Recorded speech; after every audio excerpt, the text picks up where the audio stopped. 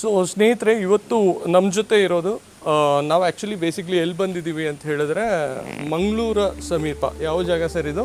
ಇದು ಮಂಗಳೂರು ದಕ್ಷಿಣ ಕನ್ನಡ ಜಿಲ್ಲೆ. ಓಕೆ. ಅಲ್ಲಿ ಬಂಟ್ವಾಳ ತಾಲೂಕಲ್ಲಿ ಅನಂತಾಡಿ ಎಂಬ ಪುಟ್ಟ ಹಳ್ಳಿ. ಓಕೆ. ಸೊ ಈ ಒಂದು ಜಿಲ್ಲೆಗೆ ಬಂದಿದ್ದೀವಿ. ಇದು ಸುಮಾರು ಮಂಗಳೂರು ಎಷ್ಟು ದೂರ ಆಗುತ್ತೆ ಸರ್ ಈ ಜಾಗಕ್ಕೆ? ಒಂದು 35 ಕಿಲೋಮೀಟರ್. ಸೊ ಈ ಜಾಗದ ಹೆಸರು ಹೇಳಿ ನೀವು. ಇಲ್ಲಿ ಅನಂತಾಡಿ. ಅನಂತಾಡಿಯಲ್ಲಿ ಈ ಒಂದು ಕ್ಲಿನಿಕ್ ಇರುವಂಥ ಜಾಗ. ಪಾರಂಪರಿಕ ವೈದ್ಯ ಪದ್ಧತಿಯಲ್ಲಿ ಯಾವುದೇ ರೀತಿ ಸಮಸ್ಯೆಗಳು ಅಂದರೆ ಕಾಯಿಲೆಗಳು ಇದ್ದಾಗ ಯಾವ್ಯಾವ ಕಾಯಿಲೆಗಳಿಗೆ ನೀವು ಚಿಕಿತ್ಸೆಯನ್ನು ಕೊಡ್ತೀರಾ? ಪಕ್ಷವಾತ, ಗಂಟುವಾತ, ನರವಾತ. ಓಕೆ. ಪಕ್ಷವಾತ ಅಂದರೆ ಪ್ಯಾರಲಿಸಿಸ್. ಓಕೆ. ಗಂಟುವಾತ ಅಂದರೆ ಜಾಯಿಂಟ್ ಪೇನ್, ಆರ್ಥೋ ರಿಲೇಟೆಡ್ ಸಮಸ್ಯೆಗಳಿಗೆ. ಓಕೆ. ಓಕೆ. ಸೊ ಈ ಎಲ್ಲ ಸಮಸ್ಯೆಗಳಿಗೂ ಚಿಕಿತ್ಸೆಯನ್ನು ಕೊಡ್ತಾರೆ. ಪಾರಂಪರಿಕ ವೈದ್ಯ ಪದ್ಧತಿ, ನಾವು ಇಂಗ್ಲೀಷಲ್ಲಿ ಹೇಳಬೇಕಂದ್ರೆ traditional medicine, alternative traditional medicine ಪದ್ಧತಿಯಲ್ಲಿ ಇವರು ಚಿಕಿತ್ಸೆಯನ್ನು ಕೊಡ್ತಾ ಹೋಗ್ತಾರೆ. ನಮ್ಮ ಜೊತೆ ಇರೋದು ಡಾಕ್ಟರ್ ಲಕ್ಷ್ಮಣ್ ಅವರಿದ್ದಾರೆ. ಸೊ ಇವರ ಪಾರಂಪರಿಕ ವೈದ್ಯರು ಅಂತ ಯಾಕೆ ಕರಿತೀವಿ ಅಂತ ಹೇಳಿದ್ರೆ, ಇವರ ಒಂದು ಪರಂಪರೆನೇ ಹೀಗೆ. ಅಂದರೆ ಇವರ ಮುತ್ತಾತ, ತಾತ, ತಂದೆಯವರು ಕೂಡ. ಈಗ ನಾವು 2 ಜನ್ರೇಷನನ್ನು ನೋಡ್ಬೋದು ಈ ಒಂದು ವಿಡಿಯೋದಲ್ಲಿ ನಾವು ತೋರಿಸ್ತೀವಿ. ಇವ್ರ ತಂದೆಯವರು 90+ ಆಗಿದ್ದಾರೆ. ಸೊ ಅವ್ರ ಹೆಸರು ಹೇಳಿ ಸರ್. ತಂದೆ ಹೆಸರು ಸೋಮನಾಥ ಪಂಡಿತ್. ಓಕೆ. ತಾತನ ಹೆಸರು ಭೈರ ಪಂಡಿತ್. ಅಂದರೆ ಇಲ್ಲಿ ದಕ್ಷಿಣ ಕನ್ನಡ ಜಿಲ್ಲೆ ಮತ್ತೆ ಇಲ್ಲಿ ತುಂಬ ಫೇಮಸ್. ಓಕೆ. ಸೊ ನೀವು ಪ್ರಾಕ್ಟೀಸ್ ಮಾಡೋಕ್ಕೆ ಸ್ಟಾರ್ಟ್ ಮಾಡಿ ಎಷ್ಟು ವರ್ಷ ಆಯಿತು? ನಂದು ಪ್ರಾಕ್ಟೀಸ್ ಒಂದು 32 ವರ್ಷ ಆಯಿತು. ಓಕೆ. ನಾನು ಇದು 7th ಸ್ಟಾರ್ಟ್. ಅಜ್ಜನೊಟ್ಟಿಗೆ ಈ ಮೆಡಿಸಿನ್ ಎಲ್ಲ ಪೌಡ್ರ್ ಮಾಡಲಿಕ್ಕೆ ಅಜ್ಜ ಎಲ್ಲ ಹೇಳಿಕೊಟ್ಟು ಹಾಗೆ ನಮಗೆ ಇದು ಸ್ವಲ್ಪ ಮುಂದುವರಿಸಿ. ಹೌದು ಸರ್. ಪಾರಂಪರಿಕ ವೈದ್ಯ ಪದ್ಧತಿ ಅಂತ ಹೇಳಿದ್ರೆ ಟ್ರೆಡಿಷನಲ್ ಮೆಡಿಸಿನ್ ಪ್ರಾಕ್ಟೀಸ್ ಏನಿದೆ ಇದೆಲ್ಲ ನ್ಯಾಚುರಲ್ ವೇಯಲ್ಲೇ ಆಗುತ್ತೆ. ಅಂದರೆ ಪ್ರಾಕೃತಿಕವಾಗಿ ಸಿಗುವಂತಹ ಪದಾರ್ಥಗಳಿಂದ ತಯಾರು ಮಾಡಿಬಿಟ್ಟು ನೀವು ಮೆಡಿಸಿನ್ಸನ್ನು ತಯಾರು ಮಾಡಿ ಚಿಕಿತ್ಸೆಯನ್ನು ಕೊಡ್ತೀರಾ. ಬಟ್ ಹೆಂಗೆ ನಿಭಾಯಿಸೋದಕ್ಕಾಗುತ್ತೆ ಸರ್? ಕರ್ನಾಟಕದಿಂದ ಯಾವ್ಯಾವ ಭಾಗದಿಂದ ಜನ ಬರ್ತಾರೆ? ಕರ್ನಾಟಕದಿಂದ ಬೆಂಗಳೂರು, ಮೈಸೂರು, ಹಾಸನ, ಸಕಲೇಶ್ಪುರ, ಮಡಿಕೇರಿ, ಮತ್ತೆ Kundapura, Mumbai. Okay. So across ಕರ್ನಾಟಕದಿಂದ ಅಲ್ಲದೆ ಔಟ್ಸ್ಕರ್ಟ್ಸ್ ಅಂದರೆ ನಾರ್ತ್ ಇಂಡಿಯಾ ಕೂಡ ಕಡೆಯಿಂದ ಕೂಡ ಬರ್ತಾರೆ. ಸೊ ಯಾವುದೇ ರೀತಿ ಪ್ರಮೋಷನ್ಸ್ ಮಾಡಲ್ಲ ಇವರು ಕೊಡುವಂಥ ಚಿಕಿತ್ಸೆಗೆ ಜನರು ವರ್ಡ್ ಆಫ್ ಮೌತ್ ಅಂತ ನಾವೇನು ಹೇಳ್ತೀವಿ, ಬಾಯಿಂದ ಬಾಯಿಗೆ ಸುದ್ದಿ ಹಬ್ಬಿ ಬರ್ತಾ ಇರುವಂಥದ್ದು. ಸೊ ಇಷ್ಟೊಂದು ಜನ ಬರ್ತಾರೆ ಅಂತ ಹೇಳಿದ್ರಿ. ಸೊ ನೀವು ಕೊಡುವಂಥ ಚಿಕಿತ್ಸೆ ಪ್ರಾಕೃತಿಕವಾಗಿ ಸಿಗುವಂತಹ ಪದಾರ್ಥಗಳಿಂದ ತಯಾರು ಮಾಡಿ ಕೊಡುವಂತಹ ಚಿಕಿತ್ಸೆ, ಔಷಧಿಗಳು. ಸೊ ಹೆಂಗೆ ನಿಭಾಯಿಸ್ತೀರಾ ಸರ್ ನೀವು? ಪ್ರಾಕೃತಿ ಅಂದರೆ ನಮ್ಮದು ಲೋಕಲ್ ಇಲ್ಲಿ ಸಿಗ್ತದೆ ಕೆಲವು ಮೆಡಿಸಿನ್, ಕೆಲವು ಸಿಗುವುದಿಲ್ಲ. ಅಂದರೆ ಪರ್ಚೇಸ್ ಮಾಡಬೇಕು ನಾವು. ಓಕೆ. ಶಾಪಿನಿಂದ. ಹಾಗೆ ಸೊ ಪರ್ಚೇಸ್ ಮಾಡಿದ ಕ್ವಾಲಿಟಿ ಕಾಂಪ್ರಮೈಸ್ ಆಗುವಂಥ ಚಾನ್ಸಸ್ ಇದೆಯಾ? ಇಲ್ಲ ಇಲ್ಲ ಇಲ್ಲ. ಸೊ ಒಳ್ಳೆ ರೀತಿ ಸಿಗುವಂತಹ ಸಿಗ್ತದೆ ನಿಮಗೆ. ಅಂದರೆ ಅದರ ಇದು ಇಂಗ್ರೀಡಿಯೆಂಟ್ಸ್ ಹೆಸರೆಲ್ಲ ಫೈಂಡ್ ಔಟ್ ಮಾಡಲಿಕ್ಕೆ ಗೊತ್ತಿರಬೇಕು. ಸೊ ಹಾಗೆ ನೀವು ಹೇಳಿದ್ರಿ ಮೇಜರ್ಲಿ ನೀವು ಪ್ಯಾರಾಲಿಸಿಸ್ ಒಂದು ಕಾಯಿಲೆಗೆ ತುಂಬಾ ಎಫೆಕ್ಟಿವ್ ಮೆಡಿಸಿನ್ ಕೊಟ್ಟು ಕ್ಯೂರ್ ಮಾಡ್ತೀರಾ. ಸೊ ಯಾವ ಒಂದು ಪ್ರೊಸೀಜರಲ್ಲಿ ನೀವು ಟ್ರೀಟ್ ಮಾಡ್ತೀರಾ ಸರ್? ಫಸ್ಟಿಗೆ ನಾವು ಲೇಪ್ ಅಪ್ಲಿಕೇಶನ್ ಮಾಡೋದು, ಎಕ್ಸ್ಟರ್ನಲ್. ಆಮೇಲೆ ಇಂಟರ್ನಲ್ ಉಂಟು ಟ್ಯಾಬ್ಲೆಟ್ ಎಲ್ಲ. ಮತ್ತೆ ಹೆಡ್ಡಿಗೆ ತ್ರಿಪಾಲ ಅಂತ ಹೇಳ್ತಾರೆ, ಅದೆಲ್ಲ ಅಪ್ಲೈ ಮಾಡಿ ಒಂದು 7 days ಕೋರ್ಸ್ ಉಂಟು. ಓಕೆ. ಆ ಕೋರ್ಸ್ ಆದ ಮೇಲೆ ಆಯಿಲ್ ಇದು ಮಸಾಜ್ ಸ್ಟಾರ್ಟ್ ಮಾಡೋದು. ಸೊ ಎಷ್ಟು ದಿನಕ್ಕೆ ಕ್ಯೂರ್ ಆಗುತ್ತೆ ಸರ್? ಕೆಲವರಿಗೆ ಬೇಗ ಆಗ್ತದೆ, ಕೆಲವರಿಗೆ ಸ್ವಲ್ಪ ಲೇಟ್ ಆಗ್ತದೆ. ಅಂದರೆ ಪ್ಯಾರಾಲಿಸಿಸ್ ಅಂದರೆ ನಮ್ಮದು ಮೇಯ್ನ್ ಇದು ಫಾಲ್ಟ್ ಅವರು ಬರೋದು. ಅದು ಫಸ್ಟಿಗೆ ನಾವು ಅಂಥ ಪೇಷಂಟನ್ನು ಹಾಸ್ಪಿಟಲ್ಗೆ ಕೊಂಡೋಗಿ MRI ಸ್ಕ್ಯಾನಿಂಗ್ ಎಲ್ಲ ಮಾಡಿಸ್ಬೇಕು. ಬ್ಲಡ್ ಶುಗರ್, BP ಎಲ್ಲ ಟೆಸ್ಟ್ ಮಾಡಿಸ್ಬೇಕು. ಓಕೆ. ಅದು ಕ್ಯೂರು ಸಾಧಾರಣ ಒಂದು ಹಂತಕ್ಕೆ ಬರುವಾಗ ಇದನ್ನು ಸ್ಟಾರ್ಟ್ ಮಾಡಬೇಕು. ಹಾಗೆ ಇಂಗ್ಲಿಷ್ ಮದ್ದು ಸಹ ಅಷ್ಟೇ. ಸರ್, ನಾನು ಈ ಒಂದು ಪ್ರಶ್ನೆ ಕೇಳಲೇಬೇಕಿತ್ತು. ಈಗ ಪ್ಯಾರಾಲಿಸಿಸ್ ಅಂತಂದರೆ ಕೈಗೆ ಕಾಲಿಗೆ ಒಂದು ದೇಹದ ಭಾಗ ಸ್ವಾಧೀನ ತಪ್ಪೋದು ಇದ್ದೇ ಇರುತ್ತೆ.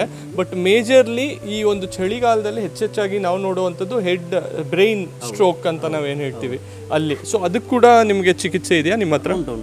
ಓಕೆ. ಬ್ರೈನ್ ಸ್ಟ್ರೋಕ್ಗೂ ಕೂಡ ಚಿಕಿತ್ಸೆ ಮಾಡ್ತೀರಾ? ಅದೇ ಬ್ರೈನ್ ಸ್ಟ್ರೋಕ್ ಆಗಿ ಬರುವುದು, ಅದು ಬಲ ವೀಕ್ ಬರುವುದು.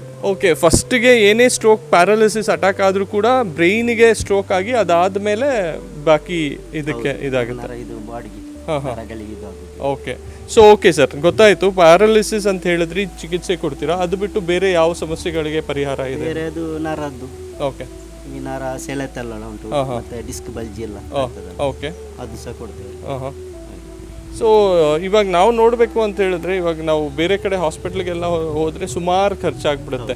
ಸೊ ಚಿಕಿತ್ಸೆ ಕೊಡೋದಿರಲಿ, ಟ್ರೀಟ್ಮೆಂಟ್ಗಳನ್ನ ಬರ್ಕೊಡ್ತಾರೆ. ಸೊ ಆ ಟ್ರೀಟ್ಮೆಂಟ್ಗಳಿಗೆ ಖರ್ಚು ಮಾಡೋದಕ್ಕೆ ಇರೋದಿಲ್ಲ. ಸೊ ಅಂಥವ್ರಿಗೆ ಏನು ಹೇಳೋದಕ್ಕೆ ಇಷ್ಟಪಡ್ತೀರಾ ನೀವು? ಖರ್ಚು ಮಾಡೋದಕ್ಕೆ ಕಷ್ಟ ಆದರೆ ನಾವು ಫ್ರೀಯಾಗಿ ಮೆಡಿಸಿನ್ ಕೊಡ್ತೇವೆ. ಓಕೆ, ಮತ್ತು ಆಯಿಲ್ ಮಸಾಜ್. ಓಕೆ, ಫ್ರೀಯಾಗಿ ಮೆಡಿಸಿನ್ ಕೊಡ್ತಾರೆ. ಸೊ ನೀವು ಮೋಸ್ಟ್ ಪ್ರಾಬಬ್ಲಿ ಪಾರಂಪರಿಕ ವೈದ್ಯ ಪದ್ಧತಿಯಲ್ಲಿ ಚಿಕಿತ್ಸೆ ಅನ್ನೋದು ಒಂದು ಜನಸೇವೆಗೋಸ್ಕರ ಇರುವಂಥ ಒಂದು ಸೇವೆ. ಹಾಗಾಗಿ ಅದಕ್ಕೆ ಯಾವುದೇ ರೀತಿ ಕಮರ್ಷಿಯಲ್ಸ್ ಆಸ್ಪೆಕ್ಟ್ಸನ್ನ ಇಟ್ಕೊಂಡು ಇವ್ರು ಮಾಡ್ತಾ ಇರಲಿಲ್ಲ. ಸೊ ಅದೇ ಇವರ ಒಂದು ಸ್ಪೆಷಾಲಿಟಿ ಅಂತಲೇ ಹೇಳ್ಬೋದು. ಸೊ ಈಗ ಸರ್, ನಿಮ್ಮ ಜನ್ರೇಷನಿಗೆ ನೀವು ಪ್ರಾಕ್ಟೀಸ್ ಮಾಡ್ತಾ ಇದ್ದೀರಾ, ಮುಂದೆ ನಿಮ್ಮ ಮಕ್ಕಳು ಕೂಡ ಪ್ರಾಕ್ಟೀಸ್ ಮಾಡುವಂಥ ಚಾನ್ಸಸ್ ಇದೆಯಾ ಅಥವಾ ಕಲಿಸ್ತಾ ಇದ್ದೀರಾ?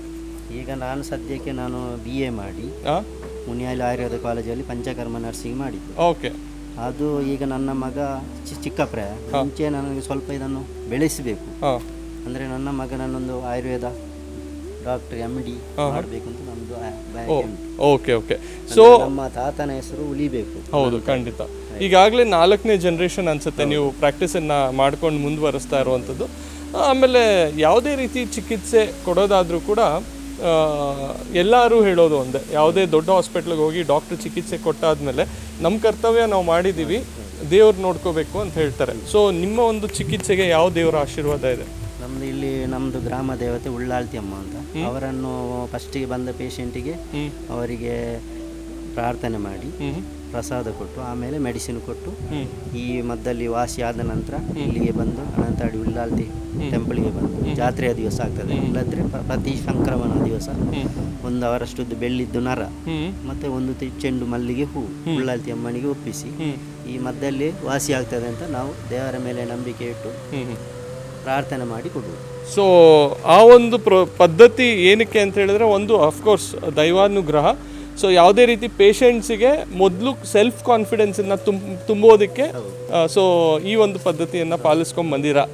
To be very frank, scientific ವೇಯಲ್ಲಿ ಹೇಳ್ಬೇಕಂದ್ರೆ ಇದು ಒಂದು ರೀಸನ್ ಅಲ್ವಾ? ಸೊ ಹಾಗಾದರೆ ನೀವು ತಯಾರು ಮಾಡುವಂತಹ ಮೆಡಿಸಿನ್ಸ್ ಏನಿದೆ ಇಲ್ಲೇ ಮ್ಯಾನುಫ್ಯಾಕ್ಚರ್ ಮಾಡ್ತೀರಾ ಅಥವಾ ಬೇರೆ ಒಂದು ಘಟ್ಟ ಇದೆಯಾ, ಹೆಂಗೆ? ಒಂದು ಮನೆಯಲ್ಲೇ ಮ್ಯಾನುಫ್ಯಾಕ್ಚರ್ ಮಾಡೋದು. ಸೊ ಮತ್ತೆ ಲೇಪ, ಟ್ಯಾಬ್ಲೆಟ್ ಎಲ್ಲ. ಅಂದ್ರೆ ಟ್ಯಾಬ್ಲೆಟ್ ಈಗ ಮಾಡಿ ಆಗಿದೆ ನಮಗೆ ಮೋಸ್ಟ್ಲಿ. ಇದ್ರೆ ನಾವು ನಿಮಗೆ ಪ್ರಾಕ್ಟಿಕಲ್ ತೋರಿಸಬೇಕಿತ್ತು, ಹಾಗಾದ್ರೆ ಇನ್ನು ಮಾಡಬೇಕಷ್ಟೇ, ಸ್ವಲ್ಪ ಟೈಮ್. ಈಗ ಜಸ್ಟ್ ನಾವು ನೋಡಿದ್ವಿ, ನೀವು ಕೆಲವೊಂದು ಪ್ರಾಕ್ಟಿಕಲ್ ಆಗಿ ಇವರ ಒಂದು ಮ್ಯಾನುಫ್ಯಾಕ್ಚರಿಂಗ್ ಘಟಕವನ್ನು ನೋಡಿದ್ವಿ. ತುಂಬಾ ನೈಸರ್ಗಿಕವಾಗಿ ಮ್ಯಾನ್ಯುಯಲ್ ಆಗಿ ಇವರು ತಯಾರು ಮಾಡ್ತಾರೆ. ಯಾವುದೇ ರೀತಿ ಮಷಿನರೀಸ್ನ ಯೂಸ್ ಮಾಡದೆ ತುಂಬಾ ಮ್ಯಾನ್ಯುಯಲ್ ಆಗಿ ತಯಾರು ಮಾಡ್ತೀರಾ. ಸೊ ಮೆಷಿನರೀಸ್ ಯೂಸ್ ಮಾಡಿದಾಗ ಸತ್ವಗಳು ಅಲ್ಲೇ ಕಳೆಯುತ್ತೆ ಅನ್ನುವಂಥ ಕಾರಣ ಇರ್ಬೋದು ಬಹುಶಃ. ಸೊ ಟ್ರೆಡಿಷ್ನಲ್ ಮೆಡಿಸಿನ್ಸ್ನ ಬ್ಯೂಟಿ ಇದೆ. ಸೊ ಯಾವುದೇ ರೀತಿ ಮಷಿನರೀಸು ಅಥವಾ ಬೇರೆ ಕೆಮಿಕಲ್ಸ್ ಯೂಸ್ ಮಾಡದೆ ನೈಸರ್ಗಿಕವಾಗಿ ತಯಾರು ಮಾಡುವಂಥ ಪದ್ಧತಿ ಇದು. ಸೊ ಧನ್ಯವಾದಗಳು ಸರ್. ನಿಮ್ಮ ತಂದೆಯವ್ರನ್ನ ಭೇಟಿ ಮಾಡಿ ತುಂಬ ಖುಷಿ ಆಯಿತು. ನಿಮ್ಮ ತಮ್ಮ, ನೀವು ಎಲ್ಲ ಸಿಕ್ಕಿದ್ದೀರಾ, ಇದು ನಮ್ಮ ಭಾಗ್ಯ.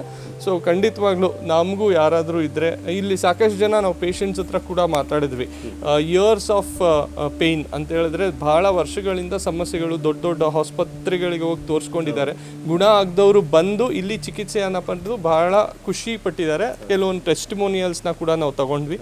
ಸೊ ಮತ್ತೊಮ್ಮೆ ಧನ್ಯವಾದಗಳು. ನಿಮ್ಮ ಒಳ್ಳೆ ಸೇವೆ ನಿರಂತರವಾಗಿ ಸಾಗಲಿ. Thank you so much.